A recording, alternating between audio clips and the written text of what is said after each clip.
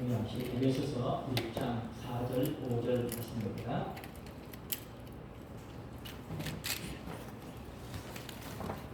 에베소서 1장 4절 5절 말씀.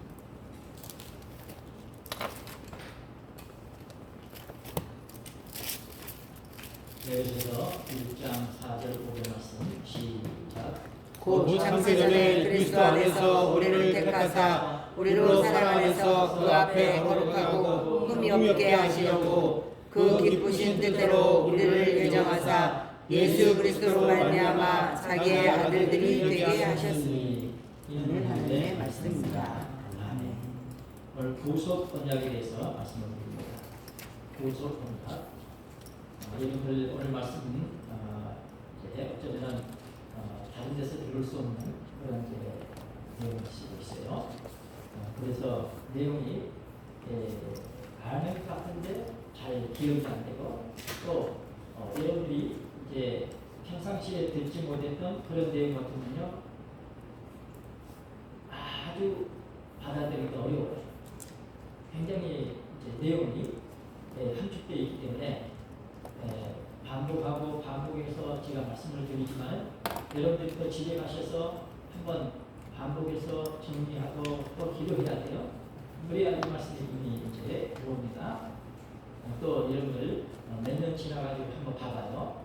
그러면 이제 새롭게 또 여러분들이 받아들일 수 있습니다. 구속 언약, 구속 언약. 지난번에 행위 언약에 대해서 말씀드렸잖아요. 행위 언약. 하나님께서는 이제 에덴 동산에서 아담 하와 사이에 하시고 거기에 이제 나무들을 이제 심었는데 에덴 동산에 나무들을 심었는데 거기 중앙에는 뭐가 있었죠? 생명나무와 사랑을 말하는 나무. 그랬는데 이 말씀을 있는 그대로 봐야 돼요. 우리 생각으로 양구에 가면은 이 백골이다. 그러면 양구 어느 동네에 양구 동네 그러면 양구 이 동네도 저 동네도 다 이제 그런 식으로 이제 이해할 수 있잖아요. 그렇게 인간적인 생각으로 하면 안 됩니다. 이제 중앙이면 중앙이라고 생각을 해야 돼요. 그래야 그 말씀 그대로 받아들일 수 있지. 우리 인간 생각으로 보면 여기 이렇게 가운데 있는데 이 많은 중에서 이 지역이 이제 양구가 주관이야. 그러면 이제 이 동네 가도 양구, 이 동네 가도 다 중간으로 이제 생각할 수 있잖아요. 그러니까 그런 식으로 생각하면 안 된다. 그러니까 말씀은 말씀 그대로 성경은 그대로 봐야 돼. 그래야 이 말씀의 의미를 깨달을 수 있습니다. 그래 이제 에덴 동산에 이제 나무가 있어서 이제 선악을 알게 하는 나무는 나무지 말라. 그래서 여러분들이 이 부분을 기도하고 했어야 돼. 그래야 이 말씀이 무슨 말씀인지 알지. 그렇지 않으면요 인간적인 생각으로 도저히 생명나무, 선악나무 완전히 다르잖아요. 그렇게 이렇게 완전히 다른데 여러분들 기도하면요 몰라.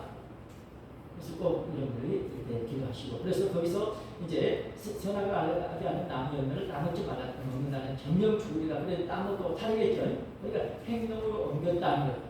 그래서 만약에 그렇게 따먹지 않고 행동하지 않고 이게 만약에 생명나무 열매를 따먹었다 하면 여기서 할 수 있었겠죠. 그래서 이제 그 행동의 여하에 따라서 행위 언약이라 하고 그 다음에 여기 이제 구속 언약 그랬는데 구속 언약은 오늘 이제 공부 말씀 보게 되면 창세 전에 그리스도 안에서 이제 우리를 이제 택하셨다. 그래서 우리로 사랑 안에서 그 앞에 거룩하게 없고 흠이 없게 하시려고. 그러니까 이제 우리가요 이런 말씀들도 믿음으로 받아들이면 그래도 안에서 벌써 그리스도 안에 있으면요 거룩해요. 그러니까 우리가 예수님 믿긴 믿어도 거룩하지 못하죠. 이게 문제야.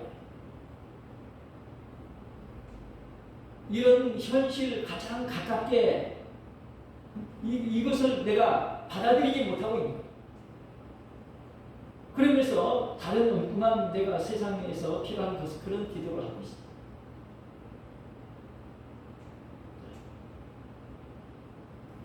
창세전에 그리스도 안에서 우리를 이제 택하셨다.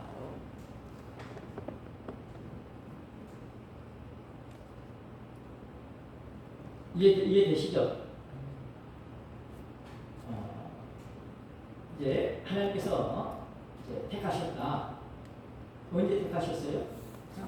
그러면 창세 전에 택하셨다는 것은 창세 전에 있었다는 거죠. 네. 그러니까 우리 생각으로는 시간적인 개념, 창세 전하고 창세 후는 완전히 다르잖아요. 그런 개념으로 생각하면 이게 맞질 않아. 근데 하나님은 벌써 시간, 공간 초월하시기 때문에 벌써 끝까지 다 이미 보신 거예요. 그래서 창세 전에 벌써 우리 사는 걸 다 보시고 택하셨다. 그런데 택하셨는데 어디서 택했다고요? 그리스도 안에서. 그래서 안에서. 그리스도 안에서. 이걸 이제 우리가 명심을 해야 돼. 그래도 안에서. 그래도 안에서 이 부분이 명확해야 돼. 그러니까 예수님 안 믿고는 있을 수 없는 거예요. 철저하게 아주 확실하게 예수님 믿는 그런 사람들에 한해서. 그래서 구약 언약은 하나님께서 타락한 인간들을 구원하기 위하여서 창세전에 세우신 언약입니다. 구약이 아니라 구속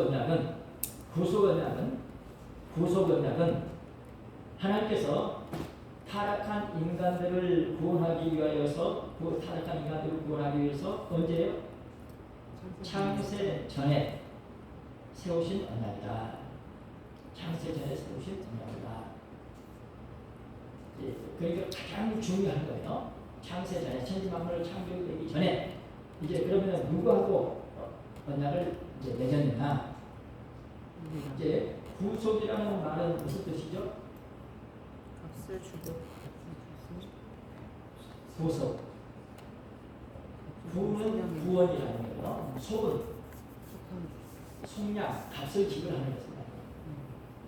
구속은 값을 지불하고 구원했다는 뜻입니다. 구속. 그래서 구속 언약은 하나님께서 타락한 인간들을 구원하기 위해서 창세 전에 세우신 언약이다.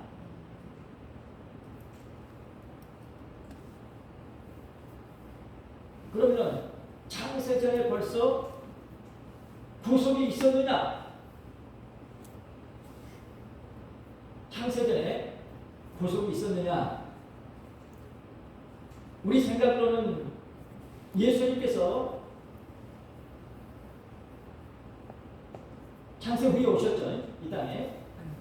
그러니까 하나님께서는 벌써 계획을 하실 때, 천지만물 창조하시기 전에 벌써 이미 다 계획을 갖고 이럴 때 이렇게 해서 이런 마치 프로그램을 만들어 놓으면 프로그램대로 작동하지 않아요? 그래서 이 프로그램을 미리 만들었어요. 그때 벌써 구속도 만들어 놓으시고, 그다음에 그때로 언약 이렇게 만들어 놓으시고, 이제 때가 이르게 되면 이제 그 프로그램을 작동을 시키는 거예요. 그래서 이제 작동을 시키기 전에는 안 나오죠. 프로그램을 작동을 시키니까 이제 구속이 나온 거죠. 그래서 그 구속이 뭐죠? 예수님께서 뭐예요? 인류 구원을 위해서 값을 지불하셨죠. 오늘 십자가상에서 값을 지불하셨어요. 그래서 구속 언약은 하나님께서 타락한 인간들을 구원하기 위해서 창세 전에 세우신 언약이다. 오늘 본문 말씀 볼 때 창세 전에 그리스도 안에서 우리를 택하사 우리로 사랑 안에서 그 앞에 거룩하고 흠이 없게 하시려고 하니까 우리 이제 저는 여러분들이 이제 이제 하늘나라 가기 합당한 사람이 돼야 되겠죠. 그렇게 되게 하시려고 이제 우리한테 뭐예요? 무슨 사랑을 베풀어 주셨죠. 무슨 사랑이죠? 십자가 사랑이죠. 그죠? 그러니까 그 사랑 안에 머물러 있어야 돼. 믿습니까? 아멘. 이것이 우리가 잘 안 되거든요. 그래서 사랑 안에서 그게 그렇죠. 우리도 사랑 안에서 그 앞에 거룩하고 흠이 없게 하시려고. 그러니까 이제 자기 자식 같으면은 아무리 잘못을 해도 뭐요? 기어이 버리지 않고 돌봐주죠.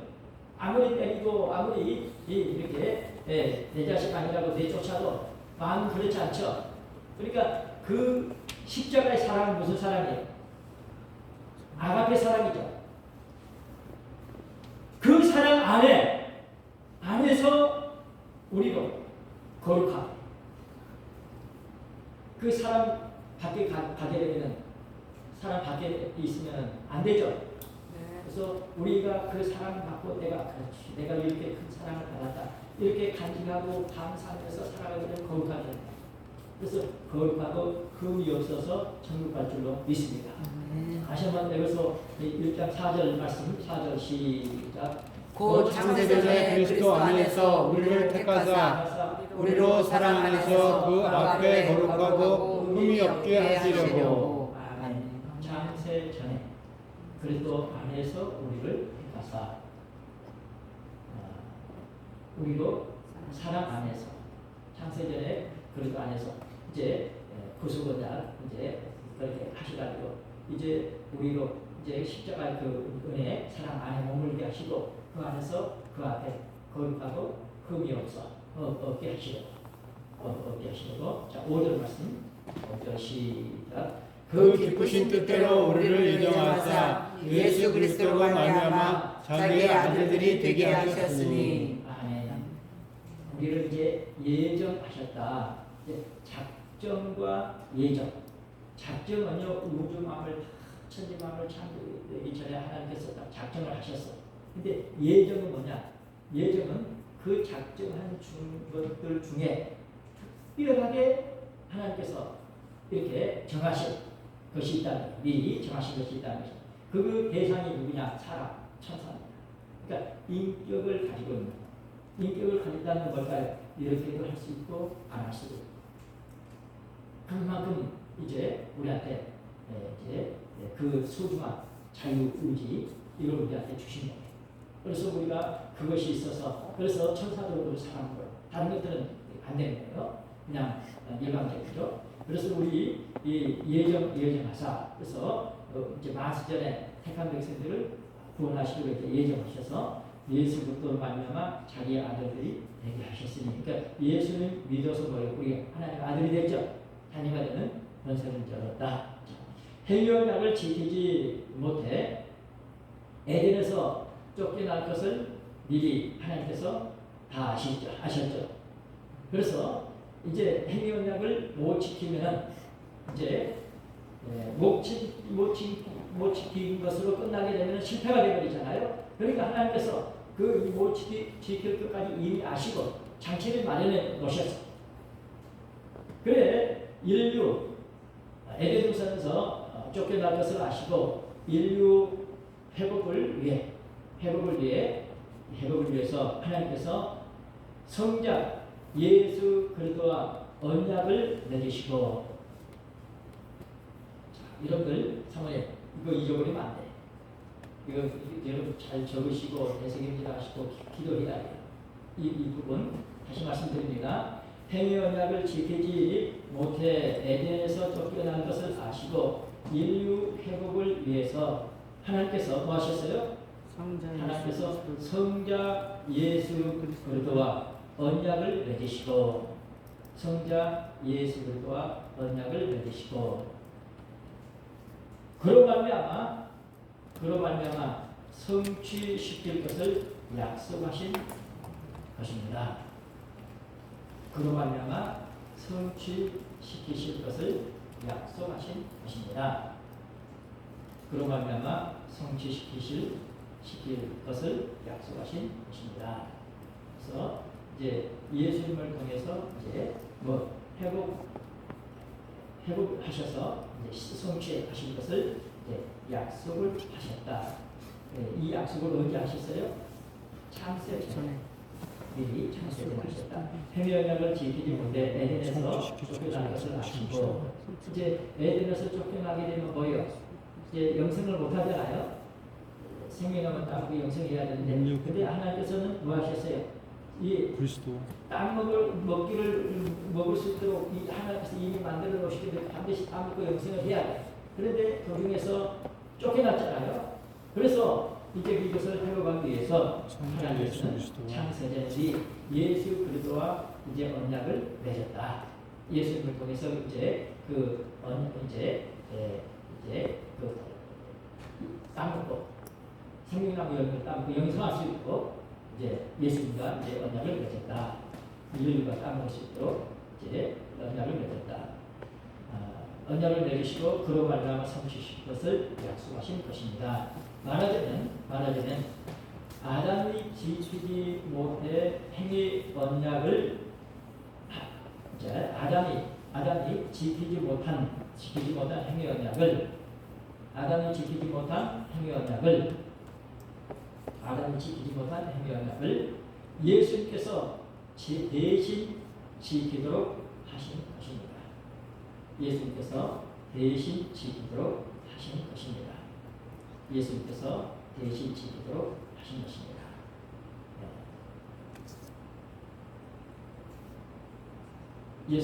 대신 지키도록 하신 것입니다. 그래, 이제 우리는 삼위일체 하나님 믿죠. 그러니까 하나님을 이제 믿는데, 이제 이 삼위일체 하나님을 설명할수록 이게 딴 길로 가. 이해할 수 없는 거예요. 그러나 아는 사람한테 설명을 드리면 감이 와.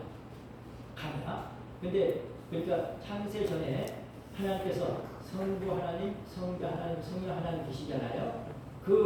이제 하나님께서 은호를 하시고 이제 하나님께서는 뭐 하시냐? 이 우주 마음을 전 마음을 이제 내가 어떻게 만들어야 되겠다. 그 다음에 이제 그것을 이제 완성하는 데 있어서 이제 이런 과정을 통해서 되는데 그때 이제 이렇게 타락하게 되면 성자 예수님이 이제 가서 이것을 마치 타락한 그것을 회복시킬 수 있도록 이렇게 하는데 그러면 성령 하나님께서는 예수님께서 십자가상에서 뭐 하셨어요? 다 이뤘다 그러셨죠. 그렇죠? 그래서 다 이뤄놓으신 그것을 그러면 다 이뤘으면은 뭐 완성이 됐는데 실질적으로는 안 됐죠. 그러니까 그 다 이뤄놓으신 그것을 성령 하나님께서는 적용을 시키십니다. 성령 하나님께서는 적용. 그러니까 성부 하나님은 계획을 하시고 성자 하나님은 이뤄놓으시고 성령 하나님은 적용시키시고. 근데 여기 이것이 이렇게 표현은 다르지만은 성부 하나님, 성자 하나님, 성령 하나님이 동시에 같이 계셔서 하시는 예수님께서 대신 지키도록 하신 것입니다. 성자 하나님이 이제 사모님 뭐 하신다고요? 네, 대신 이제 지키도록 하신 거예요. 그래서 예수님 통로 이제 예수 따라서 하시기 바랍니다. 통로는 예수님뿐이더라. 아멘. 예수님을 통해서만 되게끔 해놓으셨어요. 그러니까 삼위일체 하나님 그 성자 하나님 예수님을 통해서만 이것이 이제 이루어지기 때문에 오직 예수님을 통해서만 길이 열립니다. 오직 예수님을 통해서만 회복할 수 있는 길이 열립니다. 이것을 위해 창세 전에 성부 하나님께서 계약의 당사자인 예수 그리스도에게 요구하신 것이 있습니다. 자, 계약, 구속 언약의 계약의 당사자는 누굴까요? 구속 언약의 계약의 당사자 하나님과 예수 그리스도. 하나님과 예수님이 계약의 당사자예요. 두 분이 계약을 맺은 거예요. 그래서 이것을 위해서 창세전에 성부 하나님께서 계약의 당사자이신 예수 그리스도에게 요구하신 것이 있습니다. 그것이 두 가지요. 요구하신 것이 있습니다.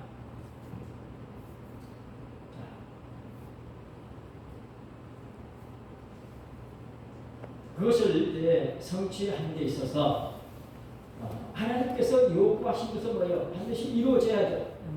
그래서 이제 요구하신 것이 이루어지게끔 하나님께서 어떻게 이제 역사를 하시느냐? 야, 예수야, 네가 가가지고 너는 이런 일을 해라. 그래서 예수님께서 오셔서 이제 그런 일을 이제 하시는데 과정이 예수님이 오셔가지고 뭐 했어요? 말씀 한마디면 다 하시죠. 죽은 자도 살리고 병자도 고치고 죄도 사이고 내가 내 말 어디지 사이다면 죄가 사이잖아요. 그랬는데 사람들이 그렇게 해줘도 안 믿어. 어때요? 안 믿으니까 뭐 했어요? 결국엔 십자가에 달리셔서 죄를 사해 주시죠. 자, 그러면 우리는 예수님 발자취를 따르는 그런 이제 사람으로서 어떤 삶을 살아야 되겠느냐? 예수님은 창세전에 하나님과 구속 언약을 맺으시고 그것을 실행하기 위해서 오셔가지고 아들 예수님을 오셔서 인류 이제 때가 되니까 위해서 말씀을 전하시고 십자가에 달리셨죠. 그래서 말씀으로 다 하실 수 있었지만은 사람들이 받아들이지 않을 때는 어떻게 했어요? 십자가를 주셨더라. 자, 그러면 오늘 저나 여러분들은 예수님 믿는 사람으로서 주님 발자취를 따라가는 입장에서 어떤 삶을 살아야 되겠느냐? 어떤 삶을 살아야 되겠는가? 예를 들어서 내가 이제 어느 회사에 가서 중역을 맡았어요. 근데 아주 가장 중요한 일이 있어. 그래서 내가 이제 대표로 이제 가서 그 일을 해. 근데 도저히 안 될 것 같아. 방법을 하다 안 되니까 아주 특단. 내가 죽더라도 우리 회사는 살아야 되겠다. 나라를 위해서 반드시 우리가 이 일을 해내야 된다. 그러면 그 일을 해내죠. 여러분들 이제 특수 임무를 받은 사람들을 보면은 우리 애국자들 보게 되면 많이 그런 분들 있죠. 우리가 너희 할 수 있어. 그런데 사람들이 안 받아들여. 그러면 내가 어떻게 하면 그것을 그 사람들이 받아들일 수 있을까? 내가 죽으면 그러면 이 사람들이 받아들일 수 있겠느냐? 그러면은 죽을 각오를 할 수 있는 사람. 어떤 사람이요? 이제 한 지금부터 40년 넘었을 거예요. 이제 아주 부자였어요. 그런데 그 이제 아버님이 돌아가셨어요. 그러니까 아들이 그 재산을 가지고 장사를 했어요. 어머니께서 보시니까 안 될 것 같아. 야, 하지 마라. 아니 나한테 이거 해야 돼요. 그러면서 해가지고 이제 달렸어요. 그러니까 이제 나중에는 있는 걸 다 팔아서 이제 대줬어.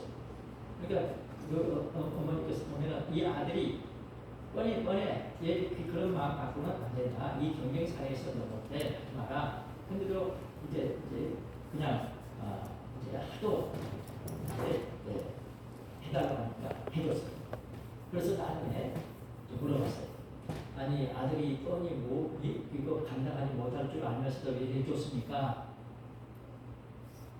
아들을 얻기 위해서, 아들 살리기 위해서. 그래서 이제 이제 어머니께서 다시 재산 다 날리고 이제 홍목장사를 하면서 이제 이렇게 살림을 꾸리는 거예요. 그러니까 그 아들이 그 어머니의 그 고생하시는 거, 자기 그 말리는 거 못하는 거. 그러니까 너무너무 죄송하니까 그 다음부터는 아들이 어머니께 잘하면서 눈물을 흘리면서 반성하면서 살아요. 그래서 아들을 얻었다는 거예요. 만약에 그 재산을 주지 않고 못하게 있으면 아들이 이제 객길로 갔을 텐데 그래도 아들을 얻었다는 거죠. 그래 우리가 예수님 믿는 저나 여러분들이 삶을 어떻게 살아야 되느냐. 예수님 발자취를 따라가는 입장에서 예수님께서는 말씀으로 다 하실 수 있었는데 그렇게 하시면 될 텐데 결국에는 십자가에 달리시기까지 하신다. 그래서 우리는 진짜 믿음으로, 진짜 예수님 믿음으로부터는 삶이 어떠해야 되느냐 하는 것을 다짐하고 결심하시기 바랍니다. 그래서 우리가 이 구속 은혜의 언약을 제대로 받을 수 있습니다. 이 부분이 흐릿하게 되면 엄가 70화가 돼가지고 뭐예요? 자기를 찌르는 결과가 70이 되면 말씀이 지식이 되면 자기를 찌르는 결과가. 첫째로 두 가지 말씀드린다겠죠. 이 성부 하나님께서 성자 예수님에게 요구하신 것 첫째, 여자의 후손으로 오심으로 인성을 취하는 것입니다. 여자의 후손으로 오심으로 인성을 취하는 것입니다. 인성을 취하는 것입니다. 인성이 뭐죠? 사람. 창세기 3장 15절에 보면은 여자의 후손이 온다고 그랬죠. 내가 너로 여자와 원수가 되게 하고 네 후손도 여자의 후손과 원수가 되게 하리니. 자, 시작.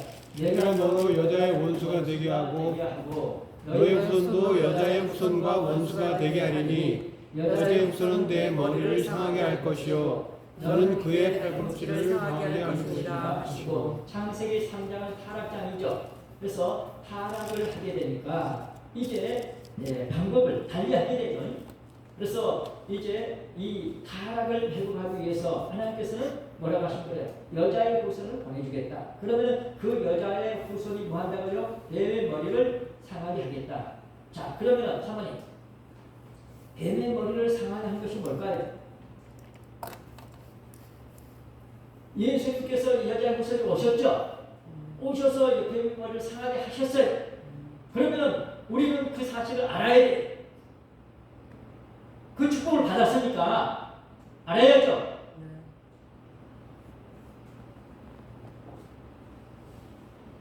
뱀의 머리를 어떻게 해서 상하게 했죠? 십자가 상에서 뱀의 머리를 상하게 하셨어요. 뱀의 머리는 상했지만은 뭐예요?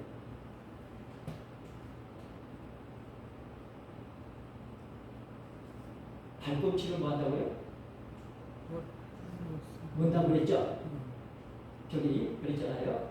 발꿈치를 상하게 할 것이다. 그의 발꿈치는 그의 발꿈치를 상하게 할 것이다. 그랬잖아요.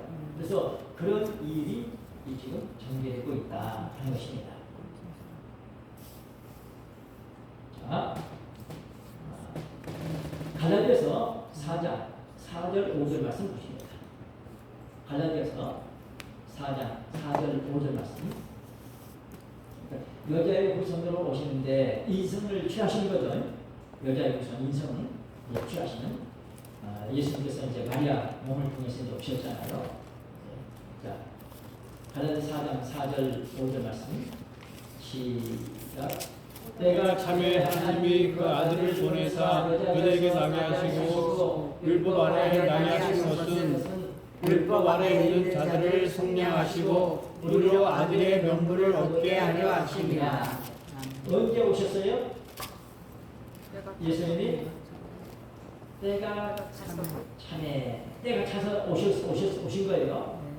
때가 차서 오셨다. 그래서 여러분들이 이 말씀을 잊어버리면 안 됩니다. 가장 우리 말씀 세계에 들어와서 기본적으로 이 말씀 기억하고 있어야 돼요. 예수님은 때가 차서 오셨다는 거예요. 이 말씀을 잊어버리게 되면 아니 그때 당시에 하나님이 이 때가 됐으면 다 영접하고 다 이루어져야지 때가 안 됐으니까 영접하지 못한 거 아니냐 이런 소리 하는 거예요. 이렇게 되면 절대 말씀 못 깨달아요.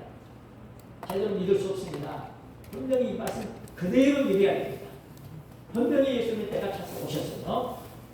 때가 차서 어디 오셨다고요? 율법 아래에 오셨습니다.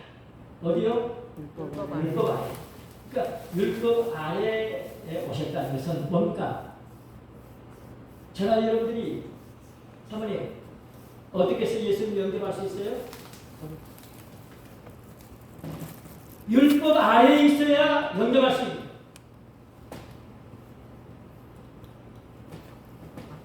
예수님이 어디 오셨다고요? 율법 아래.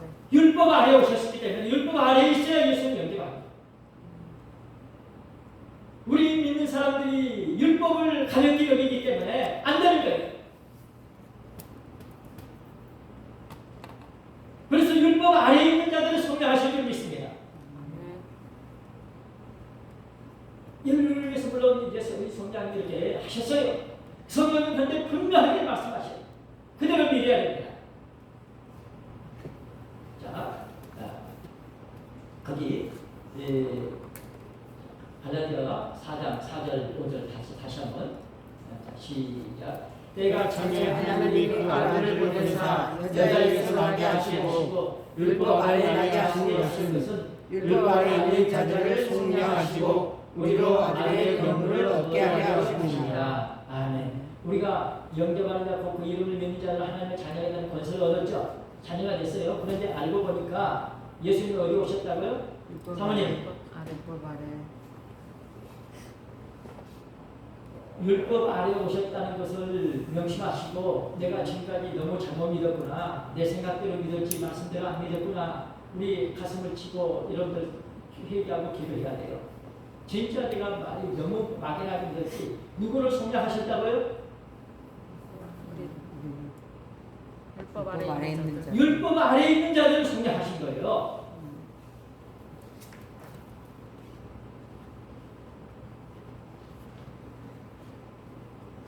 히브리서 2장 11절에서 15절 말씀입니다. 히브리서 2장 11절에서 15절 말씀. 히브리서 2장 11절 말씀 읽어봐요. 시작. 거룩하게 하시는 자와 거룩하게 함을 입은 자들이 다 하나에서 나니라. 그러므로 형제라 부르시기를 부끄러워하지 아니하시고. 다 하나에게서 나셨다고 그랬죠. 다 하나에서 나니라. 그래서 거룩하게 하시는 자, 거룩하게 함을 입은 자들이 다 하나에서 나니라.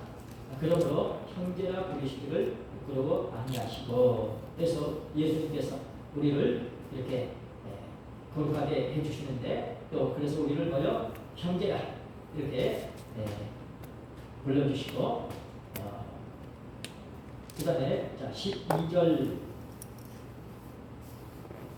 시작. 이르시되 내가 주의 이름을 내 형제들에게 선포하고 내가 주를 교회 기교에서 선포하리라 하시며. 아멘.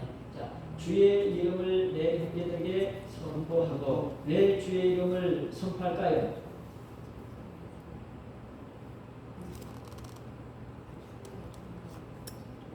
사모님 왜 주의 이름을 선포해요?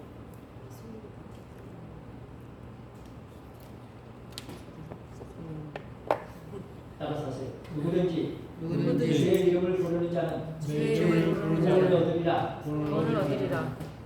그렇게 예언되어 있죠. 네. 예언이 있고 신약에 있죠. 누구든지 주의 이름을 부르는 자는 구원을 얻으리라. 그래서 주의 이름을 선포하게 되면 그 이제 주의 이름을 부를 수가 있겠죠. 그래서 이제 이렇게 주의 이름을 이제 형제들에게 이제 선포하고 내가 주를 교회 중에서 찬송하리로다. 그래서 구원받은 사람들의 삶은 찬송의 삶을 살 줄로 믿습니다. 그래서 우리가 아멘 할렐루야 하면서 살아가는 것입니다. 그러니까 우리는 부족해. 하나님도 아셔. 그럼에도 불구하고 뭐요? 우리에게 기회를 주셨어. 뭐요? 나는 믿음은 뭡니까? 아직 안 이루어졌어. 그런데 뭐요? 바라는 뭐요? 실상이죠. 멀리 있어. 그러니까요. 믿음으로 뭡니까? 아멘 할렐루야 하는 거예요. 믿으시기 바랍니다. 나 형편없어. 나 까마득해. 그런 말씀이 믿어져. 믿음으로 아멘 할렐루야 사시기 바랍니다. 그래서 이제 찬송하며 살게 됩니다. 자, 13절 말씀 시작. 또다시 내가 그를 의지하리라 하시고 또다시 볼지어다 나와 우리 하나님께서 내게 주신 자녀라 하셨으니. 아멘. 네, 다시 내가 그를 의지하리라 하시고 또 다시 볼지어다 나와 및 하나님께서 내게 주신 자녀라 하셨으니. 자, 14절 시작. 자녀들은 혈육에 함께 속하였으매 그도 또한 한 모양으로 혈육에 함께 속하심은 사망으로 말미암아 사망의 세력을 잡자 곧 마귀를 없게 하시며. 아멘. 이제 혈육에 함께 이제 속했다는 뭡니까? 100% 인간이라는 거죠. 100% 이제 사람이기 때문에, 그래서 100% 사람이라는 건 뭡니까? 희로애락을 다 느끼시는 분이라는 것입니다. 그러니까 우리 모든 처지에서 내가 참 어떤 형편이든지 나를 이렇게 아시고 나의 형편을 고려하시면서 그저 아무리 어떤 처지 형편이든지 의지하는 것이 차기라는 것입니다. 믿으라는 것입니다. 그러면 즉시 찾아와 주셔서 역사해 주실 줄 믿습니다. 100% 우리 형편, 아무리 내가 잘못하고 못 믿고 이렇게 어떤 형편에 있는지 돌아보라는 것입니다. 당자 아무리 이렇게 나는 이제 뭡니까 아들이라 일컬음 받을 수 없는 나는 품꾼이 하나처럼 내가 사는 것이 마땅합니다. 그렇게 나 종처럼 사는 것이 마땅합니다. 이런 형편에 있다 할지라도 어떤 같은 돌아오기만을 바라십니다. 돌아오라는 것입니다. 자, 15절 말씀 15절 시작. 또 죽기를 무서워함으로 일생에 매어 종로를 타는 모든 자들을 놓아주려 하시니. 아멘. 그래서 우리에게 이렇게 기회를 주셨습니다. 여러분들 죽음에 임박했을 때 두려워하지 않은 사람이 없습니다. 특별한 축복받은 믿는 사람 아니면요 다 죽음 앞에서 떨어 두려워합니다.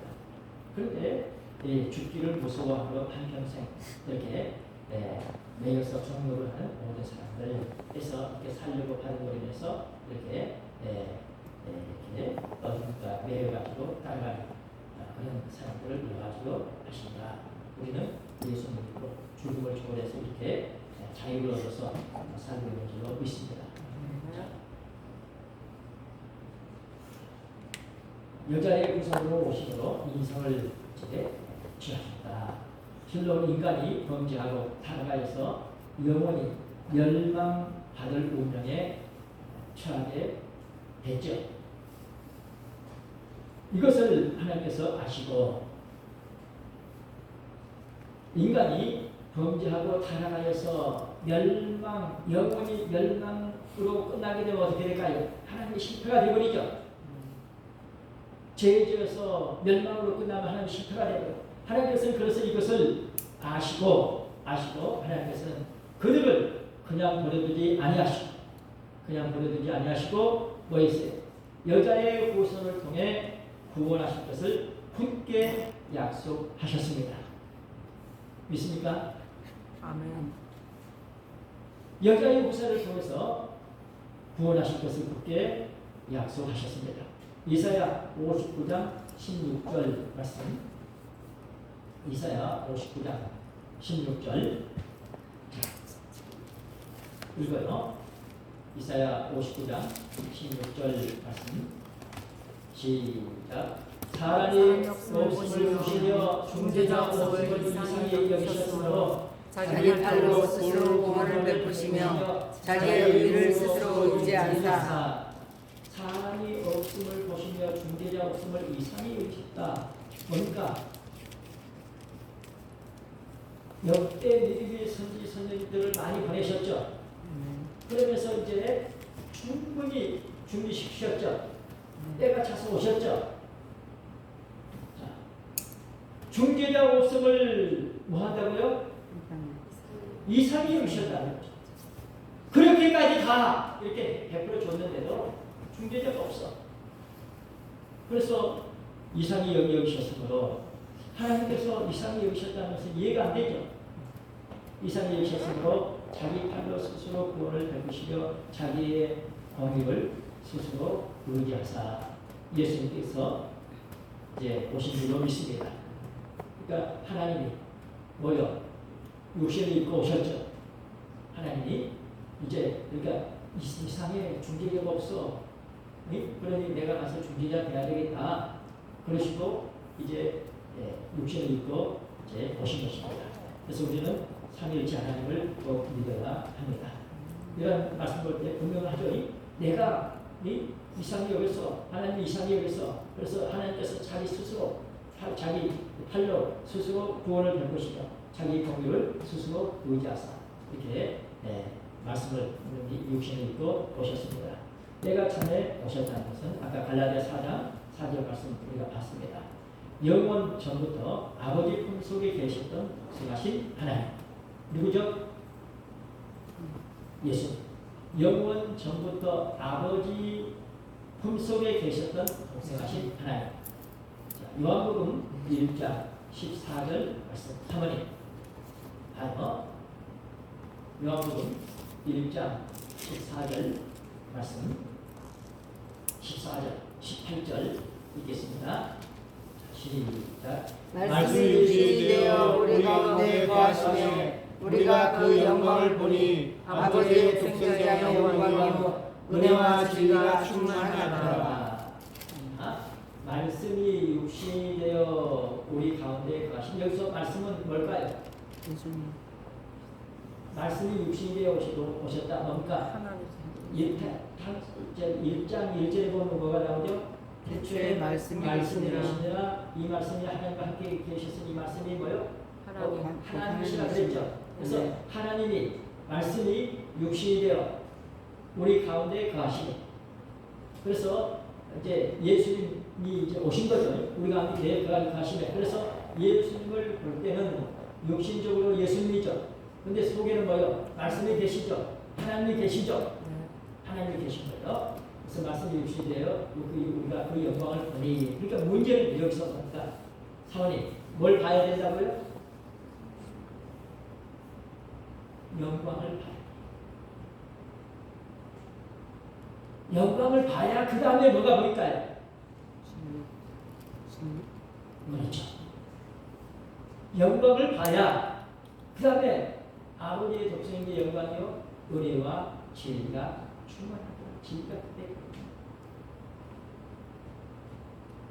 우리가 그 영광을 보니 무슨 영광이요? 아버지의 독생자의 영광입니다. 아버지의 독생자의 영광을 봤어요. 보고 나니까 뭐요? 은혜와 진리가 충만하더라. 은혜가 그리고 진리가 충만한 것이 보입니다. 어떨 때 보이냐고요? 사모님 어떨 때 보여요? 영광을 봐야 그때야 은혜와 진리가 제대로 보여요. 그 전에는 흐릿한 거예요. 우리 이렇게 말씀이 우리에게 가깝게 이렇게 들리는 것은 큰 축복입니다. 자, 18절 말씀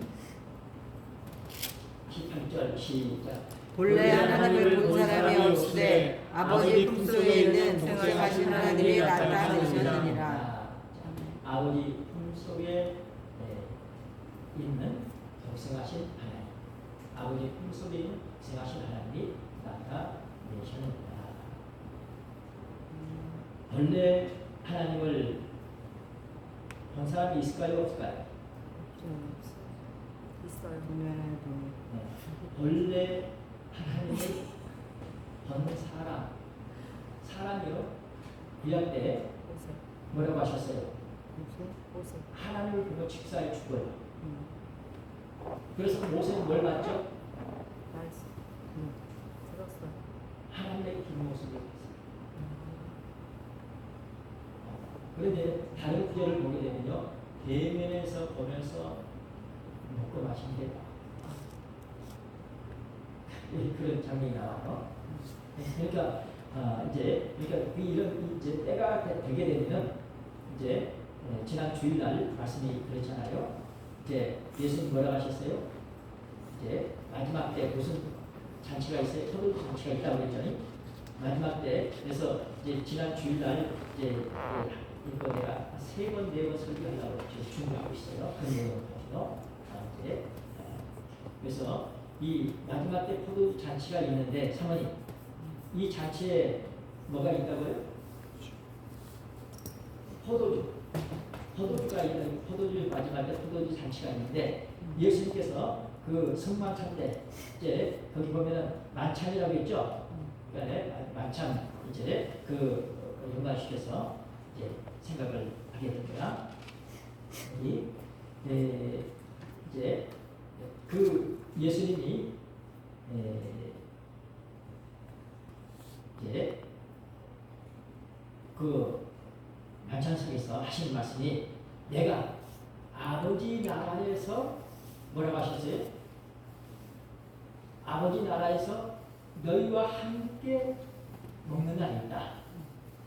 그때까지는 이제 다시는 먹지 않는다. 다시는 그걸 말씀 없지만 먹지 않겠다 그러셨어요. 그러니까 아버지 나라에서 그렇게 함께 먹는 그런 날이 있다는 거예요. 그래서 이제 그런 마지막 때 버린 잔치가 아버지 나라에 이제 이렇게 있게 되면 잔치가 벌어지게 되면 뭐 한다고요? 사망이 없어진다. 사망이 없어지는 때가 온다. 그러니까 지금 우리는 다 사람 죽잖아요. 근데 죽음이 없는 그런 세계가 분명히 오리다. 그래 여기 아까 우리 요한복음 1장 18절 말씀 보니까 아버지의 독생자의 영광이라 본래 하나님을 본 사람이 없으되 아버지 품속에 있는 독생하신 하나님이 나타내시느니라. 그래서 본래 하나님을 본 사람이 이제 없다. 없는데 예수님께서 뭐 하셨어요? 이제 보이셨어요.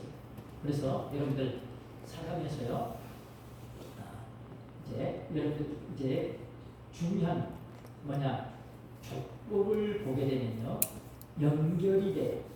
연결. 다른 부분들은 아무데하고 다 단절이 됩니다. 근데 족보만큼은 연결이 돼. 어디까지 연결될까요? 죽음 자리에서부터 하나님까지 연결이 돼. 그러니까 족보를 잘 우리가 배우게 되면 살았다는 이름에서 십상 죽은 인간이 하나님과 연결될 수 있는 그런 축복이 있다는 것입니다. 그러면 시작과 끝은 가장 멀죠. 처음과 나중 이 시작과 끝이 가장 먼데 이것을 시작과 끝을 이렇게 원으로 만들면 연결이 되겠죠. 그래서 예수님께서 뭐라 하셨어요? 예수님 뭐라 하셨어요? 나는 시작이다. 끝이다. 알파와 오메가다. 예수님 그러셨죠? 그러니까 예수님 안에서는 시작과 끝이 하나예요. 사모님 이해돼요? 그러니까 예수님 안에서는 사정이 다른 거예요. 완전히 이 천지 차이죠. 네. 천지 차이인데 예수님 안에서는 하나. 아멘. 그러니까 예수님이 보기 얼마나 예수님을 떠나서는 있을 수 없죠. 그러니까 독생하신 하나님이 이제 나타내셨다. 그러니까 예수님 이제 믿는 자녀 여러분들 이제 광야 노동을 40년 광야 노동했죠. 그래서 그렇게 40년 동안이나 왜 고생을 시켰느냐 두 가지 말씀 드렸죠. 뭐 때문에 고생시켰다고요? 첫째는 겸손하고 낮아지게 하려고, 낮추기 위해서. 두 번째는 먹을 거 없어도 말씀으로 사는 줄을 알게 하려고. 두 가지 때문에 하나님께서 고생시키신다. 그러니까 우리가 이 땅에 이렇게 살아가면서 낮추는 것이 그렇게 어렵다. 어디까지 낮춰야 될까요? 나는 이미 죽었습니다. 여기까지 낮춰야 돼. 그럼 어떨까요? 성과를 안 보여요.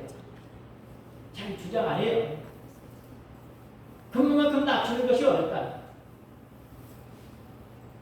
그러나 예수님 진짜 믿는 사람은 뭐예요? 나는 죽었고 내 안에서 그리스도께서 하신 것입니다. 갈라디아 2장 20절에 있죠. 나는 이미 죽었어요. 그리고 뭔가 내 안에 그리스도께서 사시니까 내가 살아있다는 것은 예수를 쫓아내려고 하는 그런 의도로 볼 수도 있어요.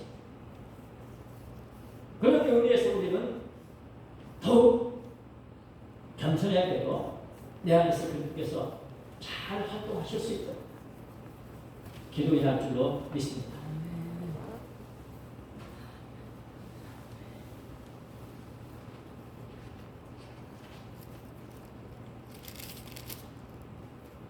처녀의 몸으로 처녀 마리아의 몸에 성령으로 잉태하셨죠.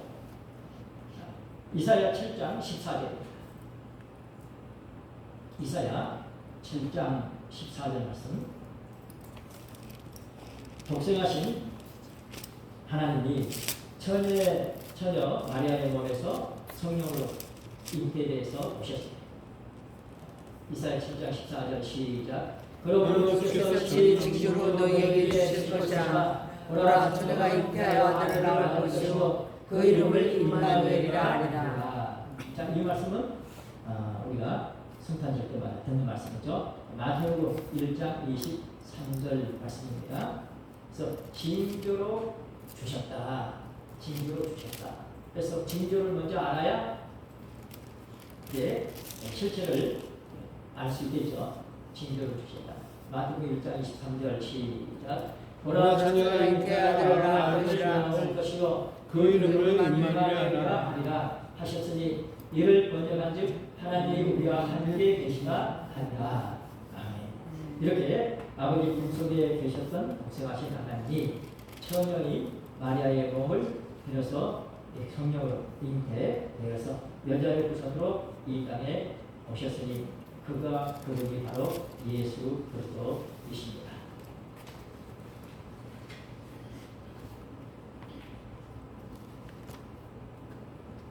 예수 그리스도께서는 인성을 취하심으로 독생하신 하나님이죠.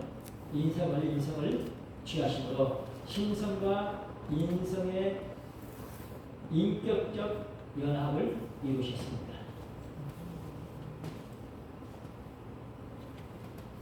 자, 하나님이시죠.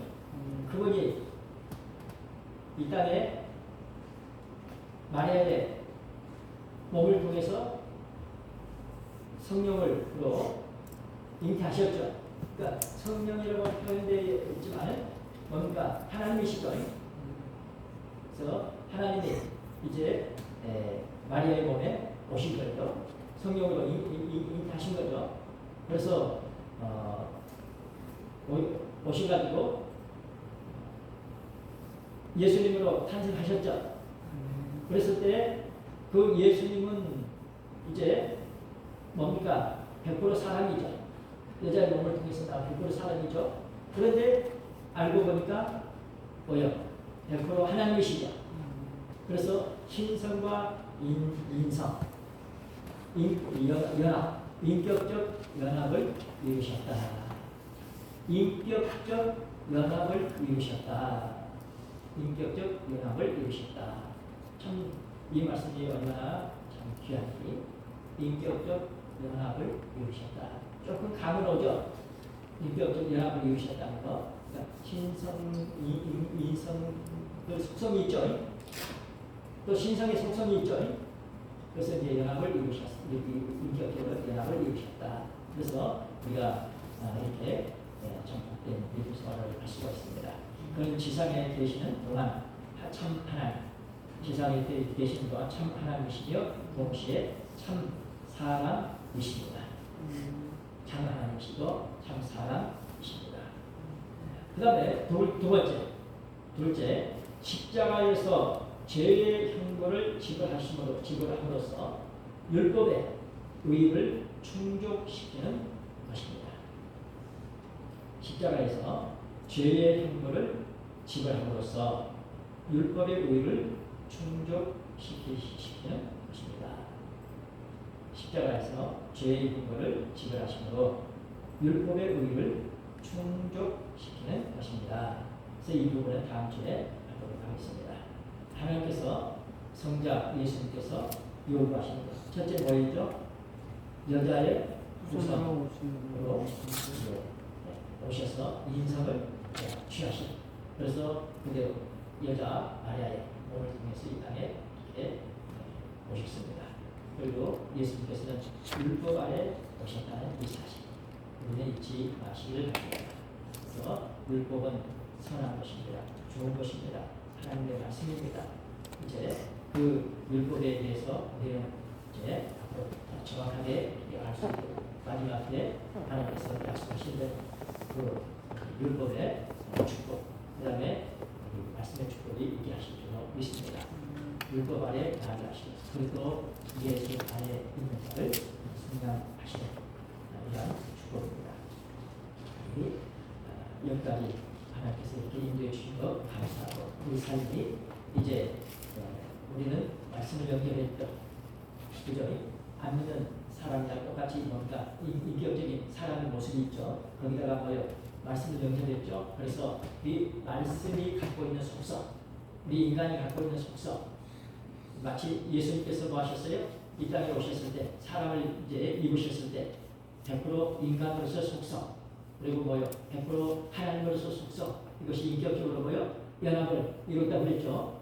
우리는 부족하지만, 제 말씀을 통해서 뭐요? 하나님의 그 속성, 받아들이죠. 그렇죠? 말씀을 통해서. 그래서 그 이제 하나님의 그 말씀을 통해서 받은 그 속성, 우리 인격적인 속성, 이것이 뭐예요? 인격적으로 연합이 돼서 우리 삶이 이제 점점 하나님을 닮아가는 하나님께서 원하시는 그런 모습으로 바뀌어지고 마침내 아멘 할렐루야 믿음으로 이렇게 살아가는 남은 생애 되시기를 주님의 이름으로 축원합니다. 아멘. 다 같이